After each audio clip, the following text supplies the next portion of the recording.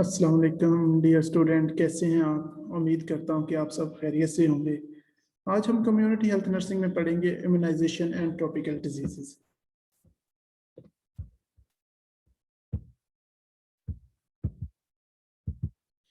हमारे आज के ऑब्जेक्टिव्स हैं introduction of EPI, define immunity and enlist its types, explain immune system and its types, enlist childhood communicable diseases, define vaccine, highlight types of vaccine, explain vaccination schedule and summarization.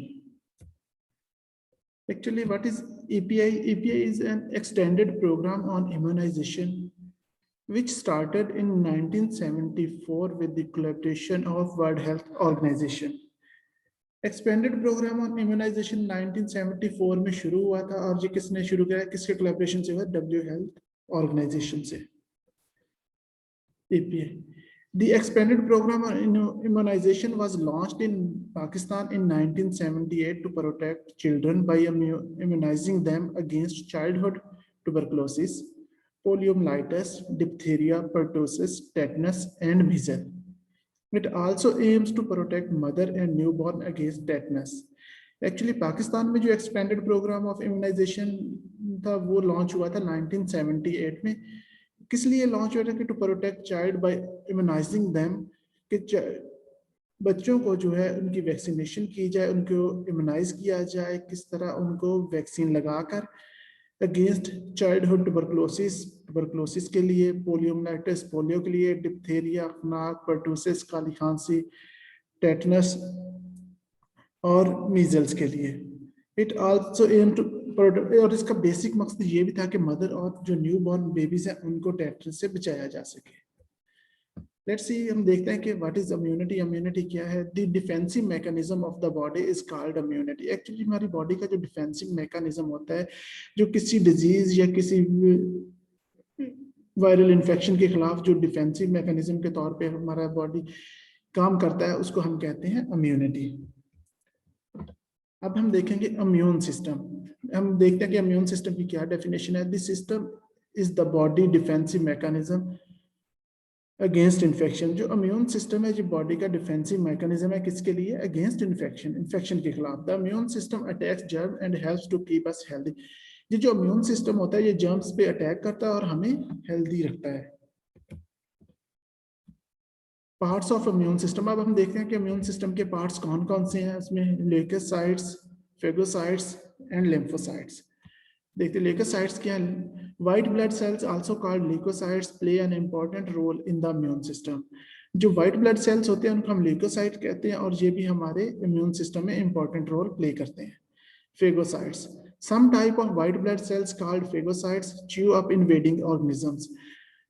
कुछ जो white cells होते हैं उनको phagocytes कहते हैं और ये इनका काम क्या है?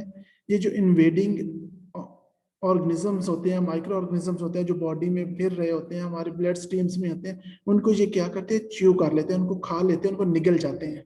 Phagocytes. Lymphocyte, other called lymphocytes help the body remember the invaders and destroy them.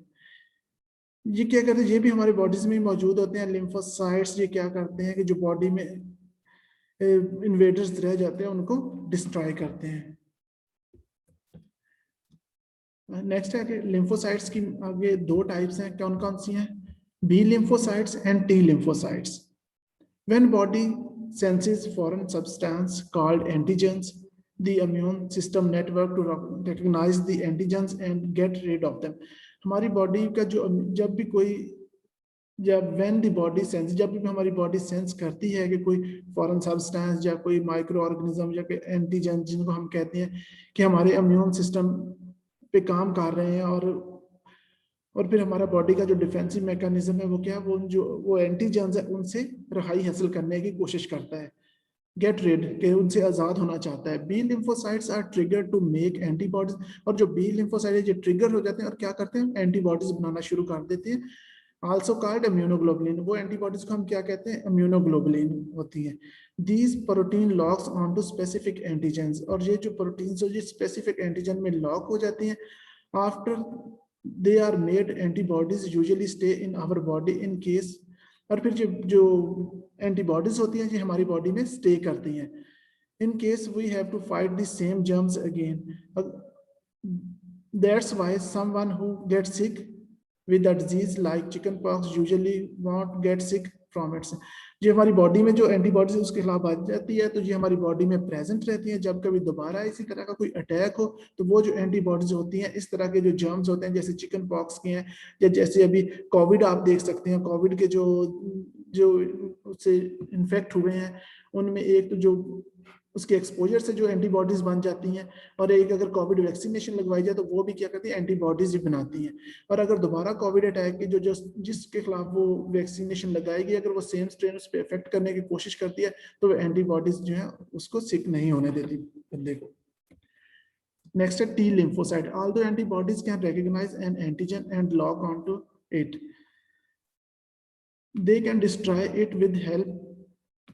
That's job of T lymphocyte. कहते हैं कि एंटीबॉडीज एंटीजन को रिकॉग्नाइज करती है और उसको क्या करती है, and lock on to it, और उसको एंटीबॉडीज में लॉक कर देती है. और ये इसको जो होती है एंटीजन्स को डिस्ट्रॉय करने में हेल्पफुल होती हैं. और ये किसका काम है, that's the job of T cells, T lymphocyte. और ये टी लिम्फोसाइट्स का काम होता है. They destroy antigen tagged by antibodies or cell they are infected or somehow changed. और ये जो एंटीजेंस होते हैं, ये एंटीबॉडीज की वजह से क्या होते हैं, डिस्ट्रॉय हो जाते हैं. Some T cells are actually called killer cells. T cells को हम क्या कहते हैं, किलर सेल्स भी कहते हैं. T cells also help signal other cells like phagocytes to do their jobs. ये जो T cells होते हैं, ये हेल्प करते हैं, जो सिग्नल देते हैं कि जो बाकी सेल्स हैं वो भी क्या करें, अपनी जॉब करें, like phagocytes. Types of immunity. Let we see what are the types of immunity. Actually immunity is the defensive mechanism of the body. और इसको जो है human have 3 types of immunity. और जो इंसानी जिस्म में 3 टाइप्स की इम्यूनिटी पाई जाती है, इननेट इम्यूनिटी और नेचुरल इम्यूनिटी, अडॉप्टिव इम्यूनिटी और active immunity. And third one is passive immunity, innate immunity.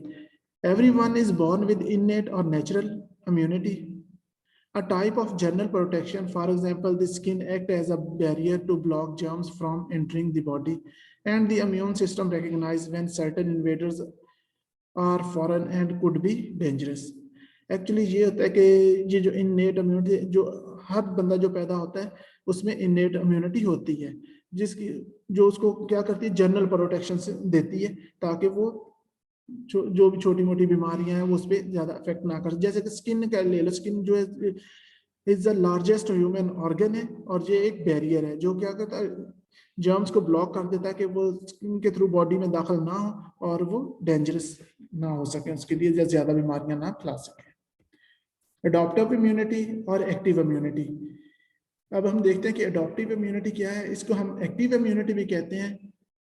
Develops throughout our lives, जिस हमारी जिंदगी में बनती रहती हैं. We develop adaptive immunity when we are exposed to disease और when we are immunised against them with vaccine.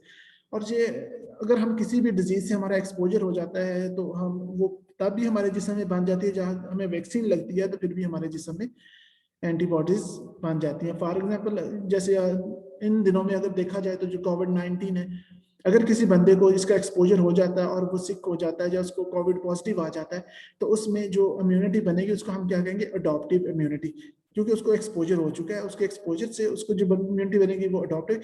या फिर अगर हम इसकी वैक्सीनेशन करवा लें तो फिर भी जो हमारे जिस्म में एंटीबॉडीज बन जाएंगी, तो उसको हम क्या कहेंगे कि हमारी बॉडी में अडॉप्टिव इम्यूनिटी बन चुकी है. Passive immunity. Passive immunity is borrowed from another source and it lasts for a short time. जो borrowed, ये पैसिव इम्यूनिटी की हम कहते हैं कि borrowed इम्यूनिटी, जैसे उधार ली हुई इम्यूनिटी होती है और ये कुछ अरसे के लिए होती है, उसके बाद ये खत्म हो जाती है. For example, antibodies in a mother breast will give a baby temporary immunity to the disease. क्योंकि जो मदर मिल्क है वो टेम्परेरी इम्यूनिटी देता है बीमारियों के खिलाफ and has been exported. Childhood communicable diseases. There are 7 communicable diseases which are covered by EPI. EPI जो बच्चों में 7 communicable diseases हैं उनको क्या करता है, कवर करता है. कौन कौन सी हैं वो देखते हैं. Tuberculosis, diphtheria, pertussis, poliomyelitis, measles, tetanus and hepatitis. Vaccine, अब हम देखते हैं कि वैक्सीन क्या है। A substance used to stimulate the production of antibodies and provide immunity against one or several diseases prepared from the causative agent of a disease। क्योंकि vaccine जो होती है, जो डिजीज का कॉजेटिव एजेंट होता है, उससे बनाई जाती है। और जो किस लिए बनाई जाती है कि जो बॉडी में एंटीबॉडीज पैदा करें, ताकि उस डिजीज के अगेंस्ट जो है, जो सेवरल डिजीज के अगेंस्ट जो प्रोटेक्शन प्रोवाइड की जा सके। टाइप्स ऑफ वैक्सीन, अब हम देखते हैं कि वैक्सीन की कौन कौन सी टाइप्स होती हैं। First of all, live attenuated vaccine, inactivated vaccine, subunit vaccine, recombinant vaccine, conjugate vaccine, polysaccharide vaccines, toxoid vaccine, and viral vector vaccines. Live attenuated vaccine. Live attenuated vaccines inject a live versions of the germs or virus that cause a disease into the body. Although the germ is a live specimen, it is weakened version that does not cause any symptom or infection, as it is unable to produce once it is in the body. Live attenuated vaccine can be made to create immunity against virus or bacteria, but they are more common used of virus. क्योंकि ये जो live attenuated vaccine होती है, ये होती है actually ये जिंदा जो वायरस होते हैं ना, उनसे ली जाती है। और उनको क्या किया जाता है, वो इस कदर उनका जो वर्जन होता है इस कदर वीक होता है कि वो बॉडी में इन्फेक्शन या सिम्टम काज नहीं कर सकते और डिजीज नहीं फैला सकते। It is unable to produce once it is in, जब ये बॉडी में मौजूद होते हैं तो ये क्या कर सकते हैं, कोई डिजीज वगैरह पैदा नहीं कर सकते। Live attenuated vaccine can made to create, और ये किस चीज के लिए यूज होते हैं, ये बॉडी में इम्यूनिटी क्रिएट करने के लिए इस्तेमाल की जाती है। एग्जाम्पल्स देखते हैं कौन कौन सी हैं। The type of disease that live attenuated vaccines are used for includes measles, mumps and rubella, जिसको हम MMR वैक्सीन भी कहते हैं। रोटा वायरस वैक्सीन जो है, ये डायरिया के लिए और ये जो इंटेस्टाइनल डिजीजेस होती है उनके लिए दी जाती है। स्मॉल पॉक्स, चिकन पॉक्स और येलो फीवर्स के लिए लिव एटीन्यूटेड वैक्सीन यूज होती है। An inactivated vaccine uses a strain of a bacteria or virus that has been killed with the heat or chemicals. The dead version of the virus or bacteria is then injected into the body. Inactivated vaccines are the earliest type of vaccine to be produced, and they do not trigger in the immune response that is as strong as that triggered by live attenuated vaccine। Actually ये भी होता है कि इसमें जो strain use करते हैं bacteria या वायरस की, वो किल्ड होते हैं। और उनको किल कैसे किया जाता है, हीट और केमिकल से। और ये वायरस का डेड वर्जन या बैक्टीरिया का डेड वर्जन होता है और इसको देन बॉडी में इंजेक्ट किया जाता है। बेसिकली ये भी किस चीज के लिए इस्तेमाल होते हैं, एंटीबॉडीज पैदा करने के लिए। इसकी एग्जांपल देखते हैं। Examples of inactivated vaccines. The types of disease that inactivated vaccines are used for includes hepatitis A, flu vaccine, polio vaccine and rabies vaccine। rabies vaccine वो होती है जो जानवर के काटने से, जैसे कुत्ते ने काट लिया, डॉग बाइट या कैट बाइट या इस तरह के जितने भी, उनमें रेबीज वैक्सीन यूज होती है। Subunit, recombinant, conjugate, and polysaccharide vaccines. Subunit, combinant, conjugate, and polysaccharide vaccines are particular part of the germ or virus. They can trigger very strong immune response in the body because they use a specific part of the germ. और ये body में जो है immune response, very strong immune response को जो है trigger करती है। ये वाली जितनी भी ये vaccines को हम ऊपर अभी discuss कर रहे हैं, ये क्या कहते हैं, ये body में very strong इम्यून रिस्पॉन्स को ट्रिगर कर देते हैं, क्योंकि ये दे यूज अ स्पेसिफिक पार्ट, और जो जर्म्स होते हैं उनका स्पेसिफिक पार्ट जो है यूज हो रहा होता है इसमें। These type of vaccine are used to create immunity against the following disease: Haemophilus influenza type B, hepatitis B, human papilloma virus, whooping cough, pneumococcal disease, meningococcal disease and shingles। shingles जो होते हैं ये skin diseases होती हैं basically. Importance of childhood vaccination. A vaccine activates our immune system without making us sick. Many dangerous infectious diseases can be prevented in this simple and effective way. Basically ये जो vaccine होती हैं ये हमारे body का जो immune system है उसको एक्टिवेट्स करती हैं, जिससे हम क्या कहते हैं बीमार होने से बच जाते हैं। बहुत सारी जो डेंजरस बीमारियां होती हैं वो उनको हम वैक्सीनेशन से प्रिवेंट कर सकते हैं। In other words, vaccine is a safer substitute for a child's first exposure to disease. The child gets protection without having to get sick. Through vaccination, child can develop immunity without suffering from the actual disease, but vaccine prevent. Basically, इसमें ये बताया गया कि बहुत ये जितने भी vaccine हैं ये सेफर सब्सटीट्यूट है कि हम चाइल्ड को डिजीज के एक्सपोजर से बचा सके। The child gate protection with having, और इससे ये होगा वैक्सीन से कि बच्चे जो होते हैं वो उन जो बीमारियों के खिलाफ वो दी गई उनसे वो सिक नहीं होते। थ्रू वैक्सीन चिल्ड्रन, और इनसे बच्चों में जो होती है इम्यूनिटी डेवलप हो जाती है और जो कि विद एक्चुअल डिजीज के सफर होने से फिर वो प्रिवेंट करती है। कोल्ड चेन, अब हम देखते हैं कि what is cold chain. A cold chain is a temperature controlled supply chain. ये कंट्रोल्ड टेम्परेचर होता है, कोल्ड कंट्रोल्ड सप्लाई चेन का कंट्रोल्ड टेम्परेचर होता है। An unbroken cold chain is an uninterrupted series of refrigerated production, storage, and distribution activities, along with associated equipment and logistics, which maintain quality via a desired low temperature range. ये होता है कि जो cold chain होती है ये basically एक temperature chain होती है जो कि कंट्रोल्ड सप्लाई चेन होती है। इसको ये होता है कि जो हम वैक्सीन जहाँ से जो मैन्युफैक्चरिंग हो रही है वहां से लेकर यहाँ तक बच्चे को या अडल्ट को जिसको भी लग जाने है उसका टेम्परेचर मेंटेन किया जाता है। इसमें इसका बेसिक एम कोल्ड चेन का ये है। अगर कोल्ड चेन मेंटेन नहीं होगी तो वो आपकी जो वैक्सीन होगी वो आपकी इनइफेक्टिव हो जाएगी। The equipment and procedure that will use to keep vaccine within the correct temperature ranges between 2 degrees centigrade to 8 degrees centigrade. So that they remain in good condition, vaccines should be stored carefully at all times. जो basically vaccine होती है उसको all time हमें carefully store करना पड़ता है और उसको हमें किस टेम्परेचर पे रखना पड़ता है 2 डिग्री से लेकर 8 डिग्री तक का जो टेम्परेचर उस पर मेंटेन करना चाहिए। अगर इससे टेम्परेचर ज्यादा हो जाएगा तो वो क्या होगा, स्पॉइल हो जाएगी आपकी वैक्सीन। कोल्ड चेन, अब हम देखते हैं कोल्ड चेन क्या है। The cold chain is the system of storage and transportation of vaccine at low temperature from the manufacturer to the actual vaccination site. Basically जो मैन्युफैक्चरिंग साइट से लेके जो एक्चुअल वैक्सीनेशन साइट है जहां पे लोगों को लगनी है वहां तक जो है कोल्ड चेन, उसका टेम्परेचर मेंटेन कर लो टेम्परेचर मेंटेन करने की जो सीरीज है उसको हम क्या कहते हैं, cold chain. The cold chain system is necessary because vaccine failure may occur due to failure to store and transport under strict temperature control. अगर strict temperature नहीं होगा, cold chain failure हो जाएगी तो वो vaccination भी destroy हो सकती है।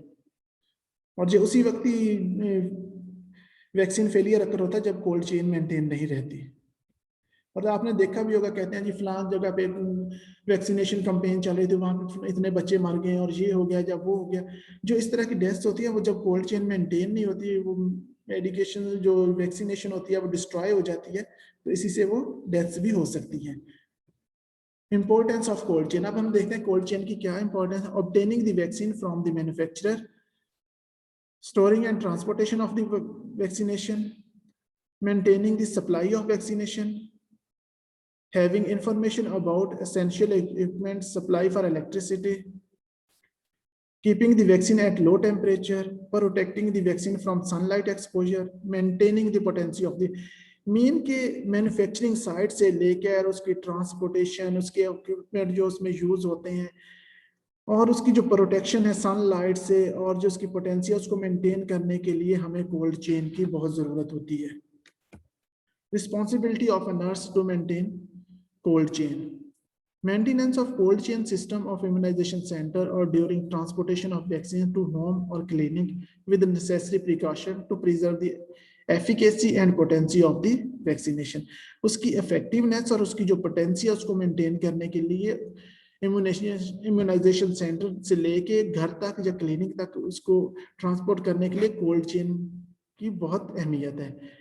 Care of cold chain equipment and maintenance of recommended temperature for vaccine are crucial aspect of success of immunization. किसी भी immunization program की successfulness के लिए उसके इक्विपमेंट और उसके टेम्परेचर, रिकमेंडेड टेम्परेचर मेंटेनेंस की बहुत अहमियत है, जो बहुत ज़रूरी है। At present household refrigerator and flask are not be recommended as a cold chain equipment. जो घरों में रेफ्रिजरेटर होते हैं या फ्लास्क होते हैं, पानी वाले वो जो बर्तन जिसमें गर्म गर्म रहता है, ठंडा ठंडा रहता है, वो भी जो चीज़ें होती हैं वो कोल्ड चेन मेंटेन करने के लिए रिकमेंडेड नहीं है। Cold chain failure is a commonly observed at sub centres and supplied for the day of use only. और जो सब सेंटर्स होते हैं, जिस दिन वो वैक्सीन यूज होती है उसी दिन सप्लाई होती है। Nurses, especially that community health nurses, have to play major role in maintaining of cold chain to protect the potency of the vaccine. जो community health nurses हैं उनको temperature maintain करने के लिए और cold chain maintain करने के लिए अपना जो major role है अदा करना होता है। Successful implementation of immunization program depends upon the maintenance of vaccine potency at the delivery end of the actual vaccinations. Actually ये होता है कि किसी भी इम्यूनाइजेशन प्रोग्राम की इम्प्लीमेंटेशन और उसकी सक्सेसफुलनेस किस चीज पे डिपेंड करती है, मेंटेनेंस ऑफ वैक्सीन पोटेंशियल के उस जो वैक्सीन है उसकी पोटेंसी को मेंटेन किया जाए और डिलीवरी एंड तक एक्चुअल साइट जहाँ पे उसको लगनी है वहां तक उसका जो टेम्परेचर है, जो कोल्ड चेन है वो मेंटेन होगी। तो ये उसी की इम्यूनाइजेशन प्रोग्राम की सक्सेसफुलनेस है। Family and community practice toward immunization. अब हम देखते हैं कि फैमिली और कम्युनिटी की जो है इम्यूनाइजेशन की पॉइंट ऑफ व्यू से क्या प्रैक्टिसेस हैं। Strategies to promote vaccine. हमने अगर वैक्सीनेशन को प्रमोट करना तो हमें क्या करना है, यूज फैक्ट्स एंड एविडेंस। हमें एविडेंस बेस्ड बात करनी होगी कम्युनिटी से, कम्युनिटी के लोगों को समझाना होगा। ह्यूमनाइज थ्रेट ऑफ डिजीज, और जो डिजीज के थ्रेट्स होते हैं उनसे मौत और ये वो सारी चीजें ये भी हाईलाइट करनी होगी लोगों को। इससे मतलब बताना कि अगर आप लगवाओ तो इससे बचत हो सकती है, नहीं लगवाओगे तो इस डिजीज से ये मौत भी हो सकती है, डेथ भी हो सकती है। क्रिएट सेफ स्पेसिस, और आपने क्या करनी, सेफ स्पेसिस क्रिएट करनी है। नेक्स्ट स्ट्रेटेजीज कौन सी है, strategies to neutralize misinformation. जो मिस इन्फॉर्मेशन है, जो लोगों के मिसकंसेप्ट्स हैं उस वैक्सीन के बारे में, वो भी आपने दो। स्ट्रेंथनिंग प्रो वैक्सीन वॉइस, आपने उस वैक्सीन से पहले जो है प्रो वैक्सीन वॉइस जो है उसको स्ट्रेंथन करना है और उसके लिए आवाज उठानी है। ट्रैक एंड मॉनिटर, और उसकी ट्रैकिंग एंड मॉनिटर करनी है क्या कि ये इफेक्टिव और इसकी कोल्ड चेन वगैरह सब कुछ मेंटेन हो भी रहा है कि नहीं। रिस्पॉन्ड केयरफुली, और केयरफुली रिस्पॉन्ड करना है। पार्टनर विद द कम्युनिटी, और कम्युनिटी पार्टनर के साथ। Health education about immunization. Immunization के आपने क्या क्या हेल्थ एजुकेशन देनी है। इम्यूनाइजेशन सेव लाइफ, इम्यूनाइजेशन क्या कि ये जिंदगियां बचाती है। It protects you, your family and your community, ये लोगों को, फैमिली को और कम्युनिटी को प्रोटेक्ट करती है। किससे करती है, डिजीजेस से। Immunisation help protect future generation by eradicating disease, ये डिजीज एरेडिकेशन और फ्यूचर जनरेशन को प्रोटेक्ट करने के लिए इस्तेमाल होती है, करते हैं हम हेल्थ एजुकेशन को। हेल्थ एजुकेशन मीन के इसका हमने इम्यूनाइजेशन के बारे में हेल्थ एजुकेशन ये देनी है कि जो आने वाली हमारी जनरेशन है, फ्यूचर जनरेशन, अगर ये बीमारी एरेडिकेट हो जाएगी तो हम उनको अच्छी तरह प्रोटेक्ट कर सकते हैं। Many infectious diseases are rare or eradicated now as a result of immunization program, but new infectious diseases are appearing around them। क्योंकि जो नई नई बीमारियां पहली तो जो है कुछ एरेडिकेट हो चुकी हैं, कुछ अभी भी परसिस्ट कर रही है। जैसे ये पोलियो वैक्सीन अभी तक पाकिस्तान और पाकिस्तान एशियन कुछ कंट्रीज हैं जिनमें जैसे पाकिस्तान अफगानिस्तान वगैरह में चलती है, बाकी तो मोस्ट कंट्रीज में ये एरेडिकेट हो चुका है। और जैसे अभी बहुत सारी बीमारियां आ रही हैं जिनके लिए वैक्सीनेशन की बहुत जरूरत है। Post vaccination teaching, nurses should understand the concept of risk communication, and it is a vital tool helping to discuss immunization with patient colleagues। और ये कि हमें patient colleagues, family and community के साथ जो है ये एक वाइटल टूल जो हम कम्युनिकेशन है उसको हमें डिस्कस करना होगा इम्यूनाइजेशन के बारे में। Being able to communicate about risk is very, कि इसके क्या क्या रिस्क हो सकते हैं, अगर लगाओगे तो तभी क्या रिस्क है, अगर नहीं लगाओगे तो उसके और ज्यादा क्या रिस्क हो सकते हैं। Specially now that many vaccine preventable disease like polio and diphtheria are practically extinct in the US. Nurses need to help people understand the risk of the diseases is still very real। ये बताना कि जहाँ पे अगर ये कहीं से eradicate हो चुका तो उसकी क्या वजह थी, अगर यहाँ पे परसिस्ट कर रहा है तो उसकी भी क्या वजह है और उसके लिए हमें क्या क्या करना है। And the sagging confidence in vaccine and the subsequent drops in immunization coverage have caused the re-emergence of disease and in the same cases death। Sometime इनसे डेथ भी हो सकती है, या डिजीजेज वगैरह जो भी उसके बाद भी हो जाती हैं कुछ लोगों के, वो इसलिए होती है कि अगर वैक्सीन से एंटीबॉडीज नहीं बनी तो उसके हो सकती हैं। इम्यूनाइजेशन शेड्यूल जो पाकिस्तान में चलता है, एट बर्थ हम क्या देते हैं उसको, बीसीजी बेसिलस कॉलमन ग्योरिन, जिसने ये वैक्सीन इजाद की थी, एंड पोलियो 0। 6 वीक पे जाके डीपीटी 1, डिप्थीरिया पर्टूसिस टेटनस की 1 होती है, फर्स्ट डोज होती है, एचबीवी बी वायरस और पोलियो वैक्सीन 1 एंड HIV 1।